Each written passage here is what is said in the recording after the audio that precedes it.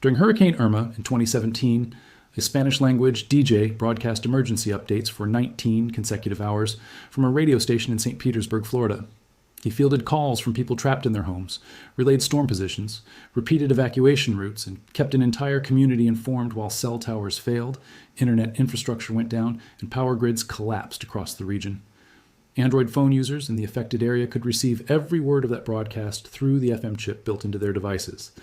iPhone users could not, despite the fact that Apple's own phones contain the same physical chip. That chip, in both the iPhones that stayed silent and the Androids that kept people alive, was paid for by the person who bought the phone. Most of them had no idea it existed. Let's talk about what's actually inside your phone, because the hardware tells a story that neither Apple nor most carriers want you to hear. When engineers design a modern smartphone chipset, they integrate multiple radio systems into the same silicon. There's the cellular modem, handling 4G and 5G connections. There's the Wi-Fi radio. There's the Bluetooth system. And for most smartphones manufactured over the past decade, built into the same chipset package, there is an FM receiver. Not a streaming radio capability, not a feature that requires internet. A genuine physical radio tuner that receives over-the-air FM broadcast signals exactly the way a dedicated car radio or kitchen radio does. The signal travels from the broadcasting tower, through the air, and into the hardware inside your phone. No cellular connection required, no Wi-Fi required, no data plan required. Just the physical signal, the physical chip, and a software layer that either allows the chip to function or blocks it. In 2/3 of smartphones currently in circulation, that software layer blocks it. According to the National Association of Broadcasters, which has been tracking and lobbying on this issue for over a decade, the FM capability is switched off in approximately 2 out of every 3 devices that physically contain the hardware. This is not a technical limitation. It is a business decision. The mobile industry, which profits significantly from selling data to smartphone users and from streaming subscriptions, has calculated that activated FM radio reduces the volume of streaming consumed over cellular networks. Jeff Smulyan, who served as the primary advocate on this issue for the NEB, put the consumer dimension of this calculation as plainly as it can be put. Every time you buy a phone, you've paid for that radio. You paid for the hardware. The hardware is in your device, and the company that made your device or sold you your plan chose to disable the feature you already purchased without telling you they were doing it. Federal agencies responsible for emergency preparedness have been aware of this situation and vocal about it for years. FEMA Administrator Craig Fugate argued repeatedly in public statements that radio is critical in a crisis, and that activating smartphone FM receivers would give emergency managers a far more resilient way to reach people when disasters compromise cellular and internet infrastructure. The Federal Communications Commission, under Chairman Ajit Pai, addressed Apple specifically and by name, stating publicly that it was time for Apple to step up to the plate and put the safety of the American people first. Apple did not respond to those requests. Apple has never activated the FM functionality in its phones, and in 2026, the position remains unchanged. Critics point to Apple Music as the underlying financial motivation.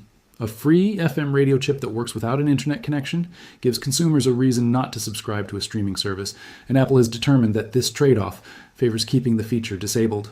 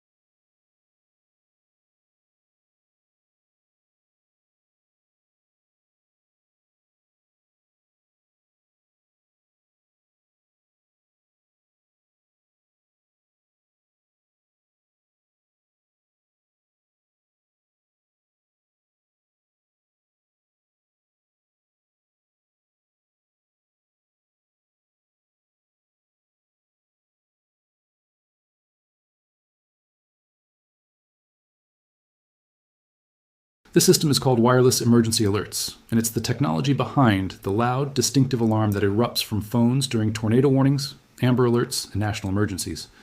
What makes it different from a text message or an app notification is the underlying technology. WEA uses cell broadcast, a transmission method where a single signal is sent simultaneously from cell towers to every compatible device in a specific geographic area, rather than being routed individually to each phone number. The practical consequence of this difference is enormous for emergency situations. Cell broadcast doesn't care whether your phone's data connection is overwhelmed. It doesn't care if the network is congested with thousands of people simultaneously trying to call their families. The broadcast goes out, and every device in range receives it, in the same way a radio station signal reaches every radio in range regardless of how many radios are tuned in. FEMA describes WEA alerts precisely. Messages that warn the public of an impending natural or human-made disaster, short messages that provide immediate, life-saving information. The partnership that runs the system involves FEMA, the FCC, and wireless providers, and alerts can be sent by authorized federal, state, local, tribal, and territorial public alerting authorities. The geographic targeting capability is particularly important. Officials can send an alert specifically to phones located within a county, a city, or even a neighborhood. If a flash flood warning applies to a specific valley, phones in that valley receive the alert without flooding devices across an entire state with a message that doesn't apply to them. On April 14, 2026, regional news coverage documented what emergency officials and meteorological communities describe as a recurring frustration. Many phones in the affected area stayed silent during tornado warnings, not because the alerts weren't sent, not because the towers weren't broadcasting, because settings were wrong on individual phones. A station covering this event put it plainly: it's rarely a tower issue, it's usually a hidden setting buried deep in your smartphone. And the reason those settings were wrong traces directly to a behavioral pattern that emergency management professionals have been warning about for years. People turn off emergency alerts because they find certain categories annoying, particularly Amber Alerts sent at inconvenient times or test alerts that fire unexpectedly during meetings or late at night. When they disable one type, they sometimes disable others unintentionally. Or they disable everything to stop the annoyance and then forget they did it. And months later, when a real emergency produces a real warning, their phone stays silent. The specific alert categories that users can disable, and that they do disable in significant numbers, are the extreme and severe threat categories. Extreme threats are the highest priority. It actually protects a Bitcoin wallet, because it isn't a password in any conventional sense, and it isn't stored on some company's server waiting to be hacked. Every single Bitcoin wallet is secured by a mathematical relationship between two numbers, a private key, which only the owner should ever know, and a public key, which is used to verify that a transaction genuinely came from the person who owns that wallet. The entire system works because of one specific mathematical guarantee. Given someone's public key, it should be computationally impossible using any classical computer that exists or could realistically ever be built to work backward and figure out their private key. This isn't a guess or an assumption. It's a mathematical hard problem called elliptic curve cryptography. And specifically, Bitcoin relies on a particular version of it called SECP256K1. For the entire history of Bitcoin, going back to its creation in 2009, this specific mathematical wall has held completely uncrackably firm. This is not chaos. This is the entire foundation and asset class worth trillions of dollars has been quietly resting on. The assumption that reversing this specific kind of math is simply permanently beyond reach. Here's where the story takes its sharp, genuinely newsworthy turn. In March of 2026, a paper landed that directly targeted this exact assumption, and the people behind it weren't fringe researchers chasing headlines.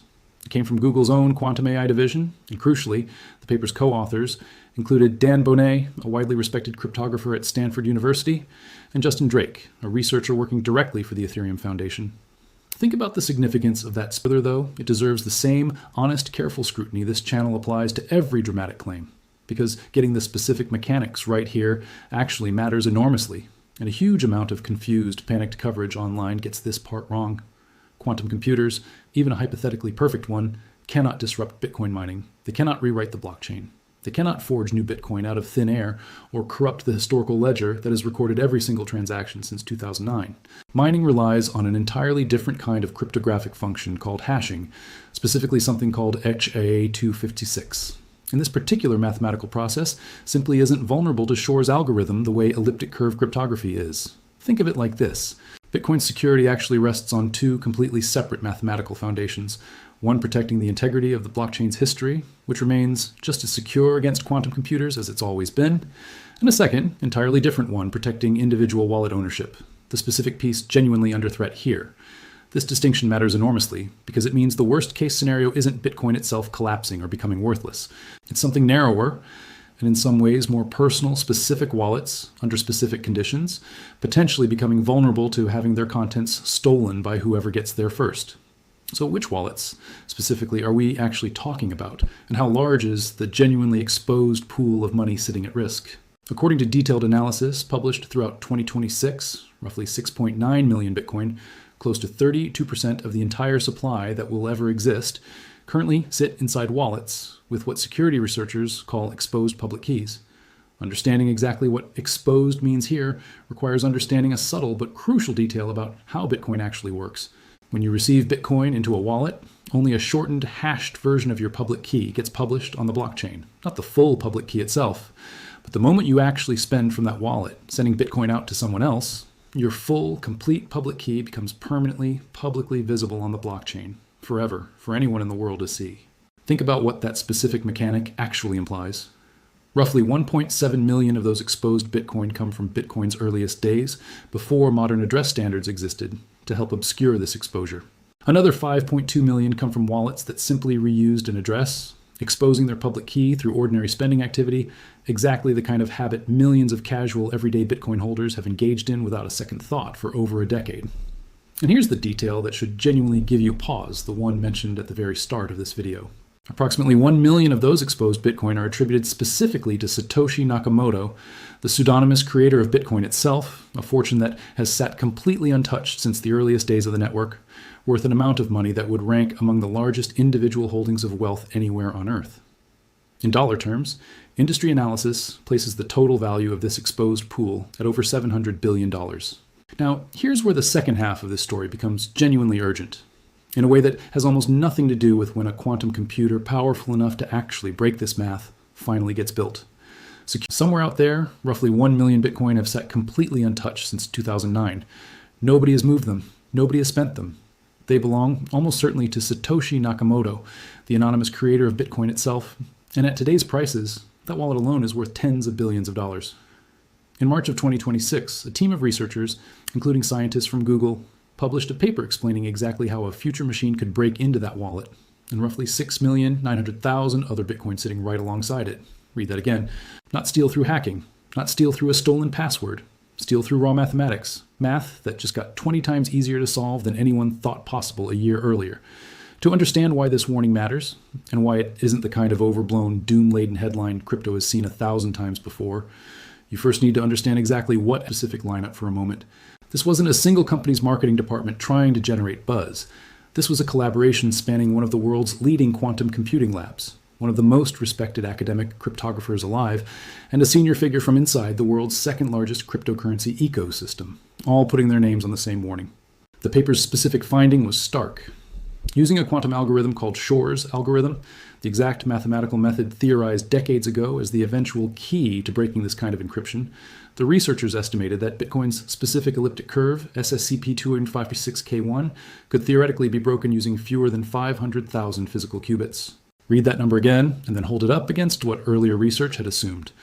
Just 1 year earlier, most serious estimates placed the qubit requirement for this exact task in the tens of millions, a number so astronomically large it functionally meant not in our lifetime.